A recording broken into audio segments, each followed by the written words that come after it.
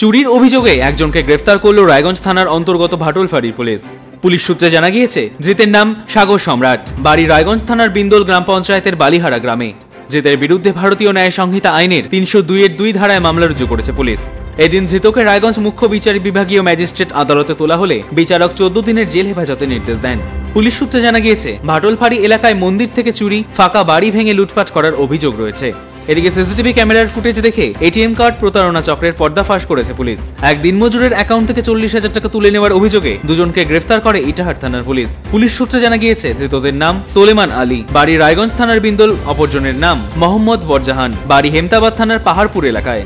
Police সূত্রে জানা গিয়েছে, গত ২৩শে নভেম্বর ইটাহারের বাসিন্দা সাজ্জাদ হোসেন ইটাহার চৌরঙ্গি মোড় এলাকায় এটিএমে টাকা তুলতে গিয়েছিলেন। টাকা তোলার জন্য একটি এটিএম কাউন্টারে থাকা অন্য তরুণদের কাছে সাহায্য চান সাজ্জাদ, কিন্তু ওই অচেনা তরুণেরা টাকা না তুলে দিয়ে ভুল বুঝিয়ে বলে এটিএম কার্ডে কোনো সমস্যা আছে। তারপর তারা সেখান থেকে চলে যায়। পরে আবার পিন নাম্বার ব্যবহার করে টাকা তুলতে গেলে টাকা না ওঠায় সন্দেহ হয় সাজ্জাদের। এই ঘটনার কিছুক্ষণের মধ্যে তার মোবাইলে ৪০,০০০ টাকা তোলার মেসেজ আসে। সাজ্জাদ হোসেন বলেন, অচেনা কিছু তরুণ সাহায্য করার নামে আমার এটিএম কার্ড কখন বদল করে নিয়েছে আমি বুঝতে পারিনি। ব্যাংক কর্তৃপক্ষের সঙ্গে যোগাযোগ করলে থানায় অভিযোগ করার পরামর্শ দেয়। পুলিশ তদন্তে নেমে এটিএম কাউন্টারে সিসিটিভি ক্যামেরা ফুটেজ খতিয়ে দেখে ২ দুষ্কৃতীকে চিহ্নিত করে।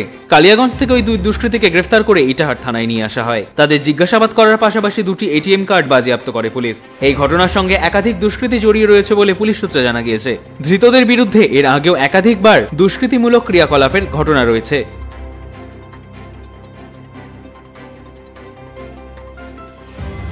রায়গঞ্জ থেকে বিথিকা পালের রিপোর্ট, কুলিক নিউজ।